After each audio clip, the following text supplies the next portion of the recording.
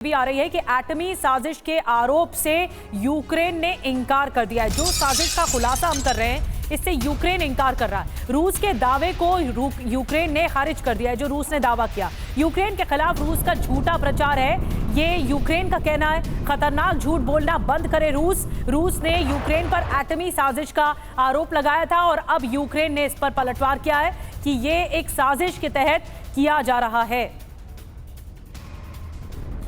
और देखिए कुर्स्क से एक और बड़ी खबर है। कुर्स्क में यूक्रेन के कब्जे का एक और वीडियो आपको दिखाते हैं। यूक्रेनी सेना ने रूस का झंडा उतारा। रूसी स्मारक में भी तोड़फोड़ की गई। स्मारक में लगा है स्मृति चिन्ह जो कि उतार दिया गया, जो कि रूस का इलाका बता रहा था। इसे उतार करके किस तरह से इस इलाके पर कब्जा किया गया, पैर रखे गए उस चिन्ह के ऊपर।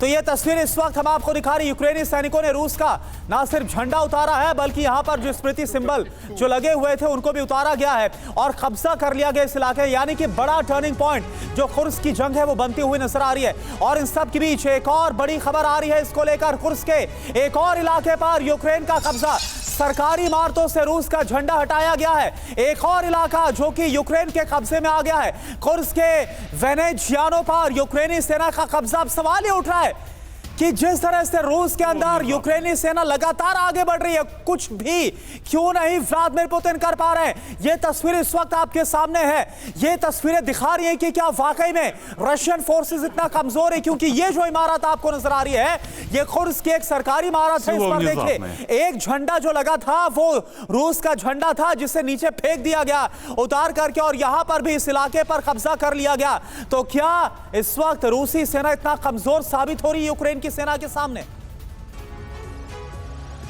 तो क्या कुर्स्क में पुतिन जो है वो परास्त नजर आ रहे हैं? आइए डिटेल में और जानकारी देते हैं। कुर्स्क में यूक्रेन को लगातार सफलता मिल रही है, यूक्रेनी फौज को सफलता मिल रही है। कैसे? इस बीच यूक्रेन ने कुर्स्क में अब तक 82 गांव पर कब्जा कर लिया है।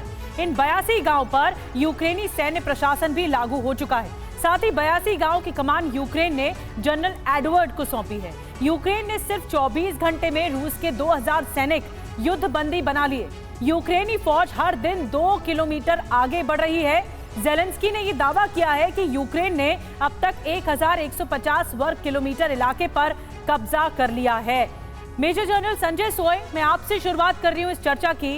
ये कुर्स्क के बहाने जो कुछ कर रहा है यूक्रेन, क्या वाकई ये कुर्स्क निशाना था या ज़ैपोरिज़िया निशाना था, या फिर मंशा कुछ और रख रहा है? क्योंकि इस बात से भी नकारता हुआ दिख रहा है यूक्रेन की ये एक साजिश है हमारे खिलाफ, जो रूस हमें बदनाम कर रहा है।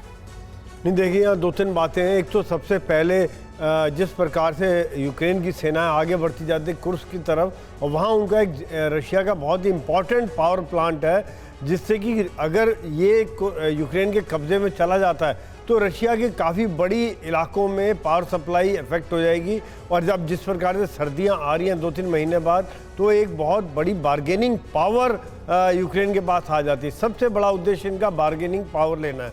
दूसरी बात, जो इनका जो साइकोलॉजिकल वॉरफेयर चल रहा है, इनका दोनों का आपस में ब्लेम गेम, कि वो यूक्रेन कहता है कि ये न्यूक्लियर पावर पर अटैक कर सकते हैं, रशिया कहता है ये यूक्रेन अटैक कर सकता है। क्योंकि अभी पीछे ज़ैपोरिज़िया में जिस प्रकार से आग लगी, वहाँ पर रशिया ने कहा था कि यूक्रेन के 2 ड्रोन अटैक हुए थे टावर पर, जिसके द्वारा वहाँ आग लगी। और अगर इस तरह का निधि जी कोई भी ऐसा हादसा होता है, चाहे कुर्स्क में या फिर ज़ैपोरिज़िया में, तो ये पूरी मानवता के लिए बहुत बड़ा खतरा हो जाएगा। क्योंकि जिस पर हमने चेरनोबिल को नहीं भूले हैं, हम लोग जापान में फुकुशिमा एटॉमिक प्लांट को नहीं भूले हैं, और उससे पहले जो न्यूक्लियर ब्लास्ट हुए थे हिरोशिमा नागासाकी, इन चीज़ों की भयावहता को आज भी लोग याद करते हैं। अगर इस तरह का कुछ भी होता है तो रेडिएशन का खतरा यूरोप में। बिल्कुल संजय सोय सर, यानी कि अगर कुछ भी ऐसा होता है, कोई परमाणु धमाका ही हो जाता है न्यूक्लियर पावर प्लांट में, तो ये सीमित इलाके तक नहीं रहेगा खतरा, बहुत ही व्यापक इलाके में